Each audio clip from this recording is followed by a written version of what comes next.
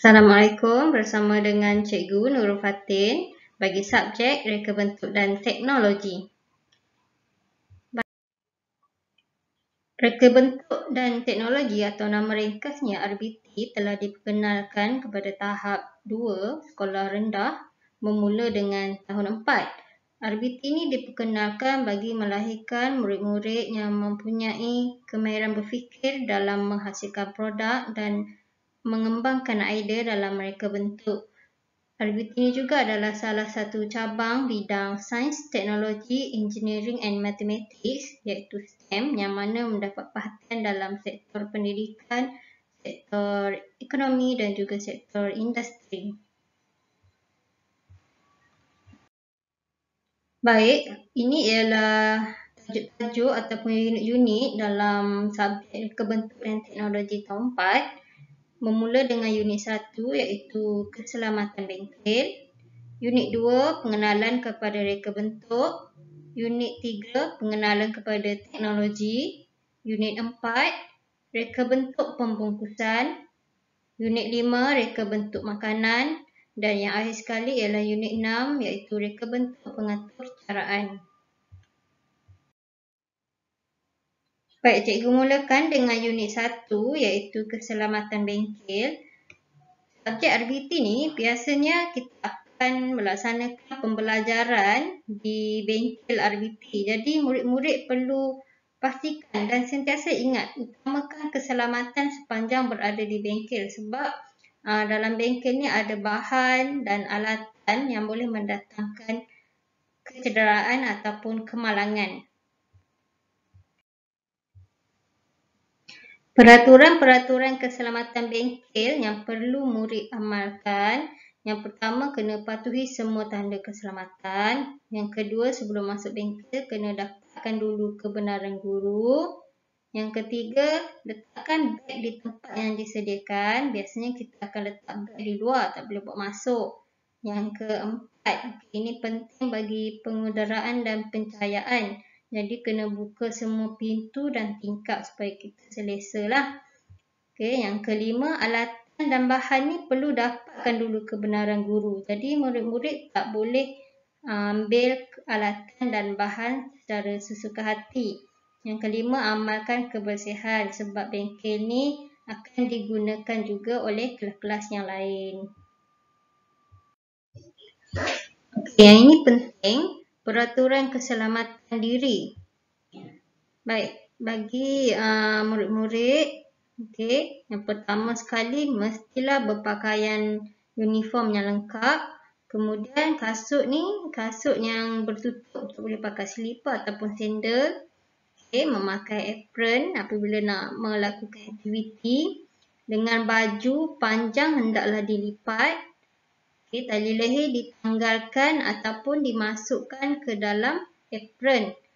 Baik, yang akhir ini untuk perempuan, tudung dimasukkan ke dalam apron dan rambut hendaklah diikat kemas.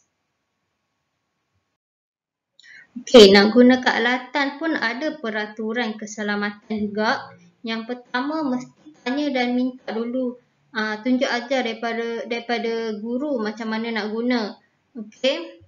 Yang kedua, laporkan alatan yang rosak atau hilang kepada guru supaya cikgu boleh buat tindakan. Yang ni pentinglah. Yang ketiga ni, dilarang bermain ataupun bergurau semasa menggunakan alatan. Contoh macam cikgu beri alatan pemutar skru. Murid acah-acah nak bergurau dengan kawan, nak cucuk-cucuk kawan. Tiba-tiba lah kalau kawan tu tak stabil, nak jatuh kan, buatnya betul-betul tercucuk, itu dah boleh jadi isu lah. Yang ni penting, jangan bermain atau bergurau semasa menggunakan alatan. Yang keempat, selepas guna alatan mesti bersihkan. Bersihkan macam mana? Kita lap dengan kain. Yang kelima. Baik, dah guna alatan kena simpan balik di tempat asal dia. Okey, seterusnya ialah peraturan keselamatan bahan. Bahan ni seperti bahan cecair lah, tina. Okey. Yang pertama sama juga, kena tanya dan minta tunjuk ajar guru. Kemudian simpan bahan yang berbahaya dan mudah terbakar di tempat yang selamat. Baik. Yang ketiga ni, kalau ada bahan cecair yang tumpah, bersihkan terus. Okey. Ada beberapa simbol dan tanda keselamatan yang perlu murid tahu. Yang pertama, okey, yang ni yang warna merah ni, ini tandanya ialah larangan. Maksudnya tak boleh berada di kawasan tersebut. Dan yang kedua ni pemadam api. Okey, yang warna yang kedua ni warna kuning. Warna kuning ni maksudnya perhatian, amaran, waspada dan potensi bahaya. Maksudnya kena berhati-hati. Yang warna hijau ni, ini ialah zon aman. Okay, zon aman ni zon yang selamat lah. Okay. Kemudian pertolongan yang pertama. Yang warna biru ni, ini wajib patuhi. Segala peraturan ataupun segala arahan kena wajib patuhi. Dan warna putih ini ialah informasi umum. Ada maklumat-maklumat yang disampaikan. Baik, simbol dan tanda keselamatan yang seterusnya. Okay, yang pertama ni gambar yang seperti api. Bermaksud bahan yang mudah terbakar. Jadi kena berhati-hatilah. Okey. Tanda yang seterusnya, gambar seperti macam orang nak jatuh ni, inilah lantai ataupun kawasan yang licin. Okey, tanda yang seterusnya, ini ialah laluan keluar semasa kecemasan. Okey. Tanda yang keempat ini pula ialah kawasan berkumpul semasa kecemasan. Jadi apabila berlakunya kecemasan, cikgu dan murid kena tahulah kawasan yang terdekat untuk berkumpul. Baik.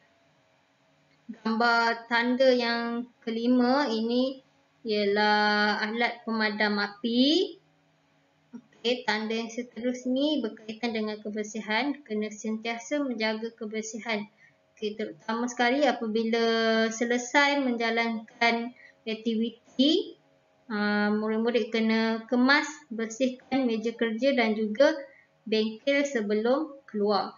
Baik, dan ini tanda bagi larangan merokok di kawasan bengkel lah. Sebab dalam bengkel ni ada bahan-bahan yang mudah terbakar.